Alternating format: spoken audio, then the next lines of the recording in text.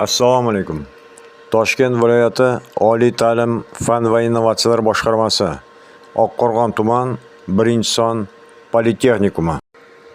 Bugungi mavzu avtomobil dvigatelining gaz taqsimlash mexanizmi. Oqqo'rg'on tuman 1-son Politexnikumi maxsus fan o'qituvchisi Yusupov Ilhomjon Boltaboyevich. Suratda gaz taqsimlash mexanizmining sxemasi aks etgan. Ya'niki ko'rib chiqamiz. A. Klapanlari pastda joylashgan. B. Klapanlari yuqorida joylashgan. Birinchi, ikkinchi bu kuchli g'ildiraklar, ya'ni shesтерnilar.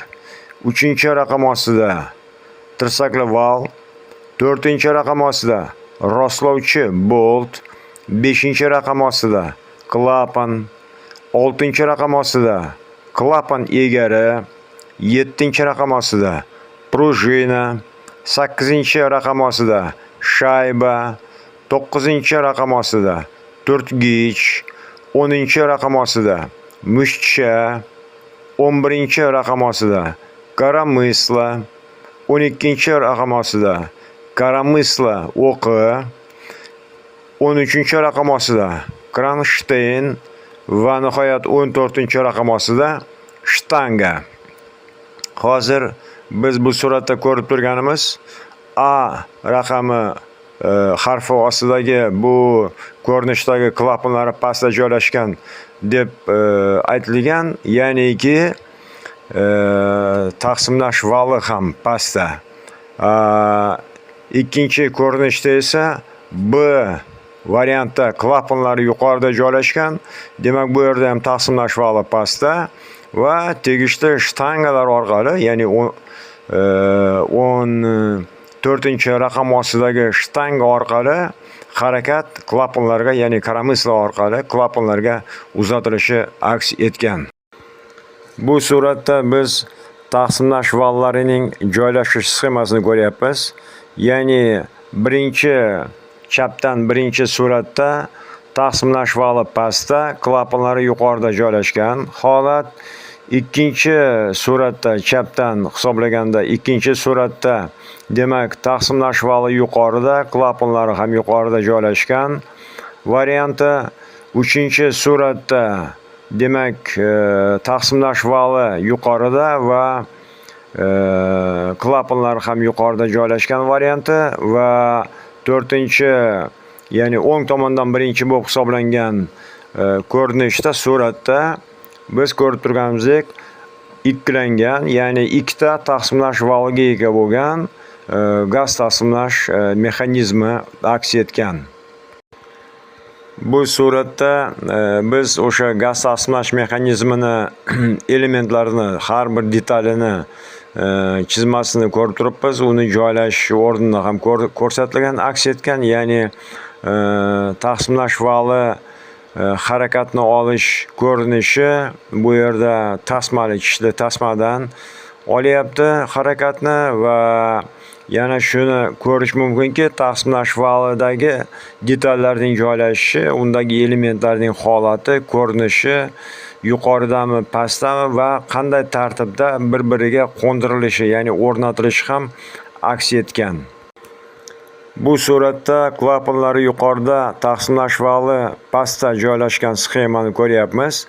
Ya'ni gaz taqsimlash mexanizmining taqsimlash vali pastda joylashgan va klapanlar shu taqsimlash validan valning harakati orqali oladigan harakatni shtangalar orqali oladi.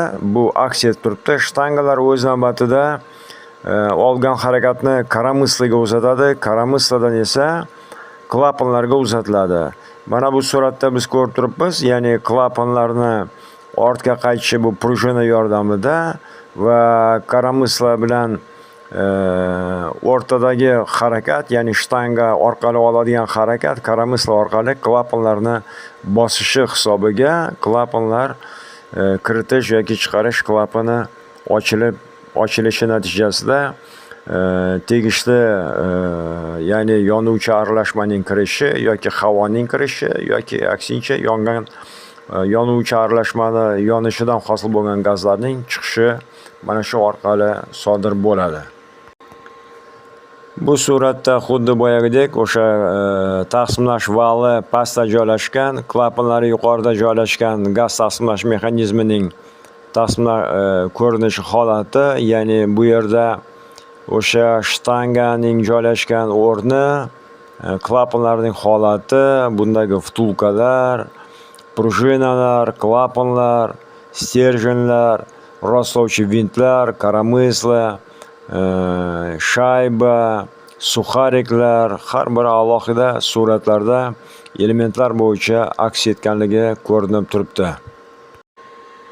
Bu suratda oldingi aytilganlaridagidek, demak, gaz taqsimlash mexanizmining elementlar bo'yicha yoyma chizmasi aks etgan va bunda yana shuni ta'kidlab o'tish lozimki, prujinalar va suxarik hamda chashka, ya'ni shayba sifat elementlarni, ya'ni bularning tayyorlanishiga e'tibor qaratadigan bo'lsak, bular shunday ishlanganki, vaqt o'tishi bilan, ya'ni taqsimlash vali o'z o'qi atrofida aylanma harakat qilish natijasida turtgich, ya'ni qulochok, ya'ni mushchalar klapanlarni ochilib yopilishini ta'minlash orqali klapanlar aylanishi ta'minlanadi. Ya'ni klapanlar o'sha o'rindiqda, ya'ni sidlo degan element bor.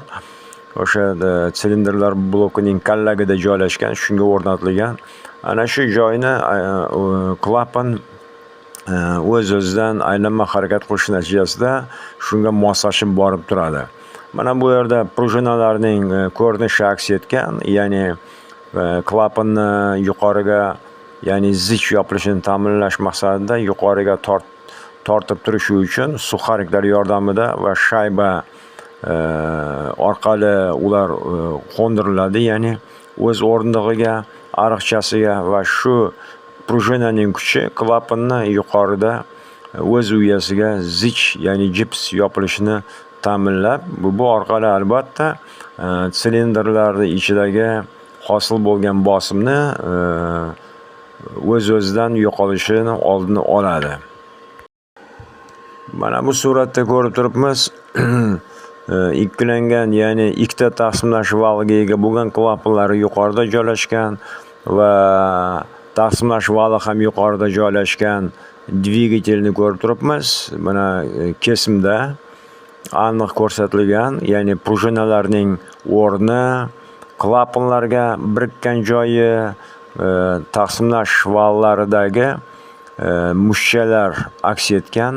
Bularning harakati ham shu oldin qayd etilgan harakat ko'rinishida bo'ladi. Mana yana bu suratda shunda aks etganki, ya'ni 4 ta klapanga ega bo'lgan gaz taqsimlash mexanizmi, ya'ni ikkilangan ko'rinishda, ya'ni ikkita taqsimlash vali va o'sha ikkita taqsimlash validagi mushchalar har bir silindrga ikkita kiritish klapani va shunga mos ravishda ikkita chiqarish klapaniga ega. Bu suratda biroz noodatiroq, ya'ni shunday dvigatellar ham mavjudki, ikkita kiritish klapani va ikkita yondirish svichasiga ega. Buni shunday izohlasak bo'ladiki, ya'ni silindr ichiga kirgan yoki silindr ichida mavjud yonuvchi aralashma, masalan aytaylik, havo bilan benzin aralashmasi teng, ya'ni yonish jarayoni bir xil yoyilishini, bir xil kechishini hosil qilish maqsadida silindr ichiga ikkita svicha kiritilgan, ya'ni silindr ichiga o'rnatilmagan. Ular albatta silindrlar blokining kallagida o'z uyasiga ega, shu joyga mahkamlanadi va ularning elektrod uchlari silindr ichiga albatta kirgan bo'ladi. Bunda albatta o'sha yonuvchi aralashmani bir xil tarqalishini, yonish jarayonini bir xil kechishini va qisqa vaqtda yonib ulgurishini ta'minlash mana shu nazarda tutilgan. Mana bu suratda ko'rib turibmiz, ikki taqsimlash vali va har qator klapanlarga ega bo'lgan gaz taqsimlash mexanizmi. Bunda ta'rif beradigan bo'lsak, ya'ni izoh qiladigan bo'lsak, birinchi raqam ostida porshень, ikkinchi raqam ostida qistirma, uchinchi raqam ostida kiritish klapani aks etgan, to'rtinchi raqam ostida kiritish quvuri, beshinchi raqam ostida kalla, ya'ni silindr blokining kallagi, oltinchi raqam ostida kiritish klapani, taqsimlash vali, yettinchi raqam ostida gidroturtgich, sakkizinchi raqam ostida chiqarish klapani, taqsimlash vali, to'qqizinchi raqam ostida qopqoq, 10-chi raqam ostida shup, 11-chi raqam ostida chiqarish quvuri va nihoyat 12-chi raqam ostida chiqarish klapani aks etgan. Ya'niki ikkita taqsimlash vali bor, har qator klapanlarga alohida va klapanlar yuqorida joylashgan. Ham desa, xuddi shunga mos ravishda taqsimlash vali ham dvigatelning yuqori qismida joylashgan. Shuning bilan mavzumiz o'z nihoyasiga yetdi deb hisoblaymiz. Demak, Toshkent viloyati Oliy ta'lim fan va innovatsiyalar boshqarmasiga qarashli Oqqo'rg'on tuman 1-son politexnikum. Oqqo'rg'on tuman 1-son politexnikumi maxsus fan o'qituvchisi Yusupov Ilhomjon Boltaboyevich. Oqqo'rg'on 2025-yilda ushbu material tayyorlangan. E'tiborlaringiz uchun rahmat. Salomat bo'linglar.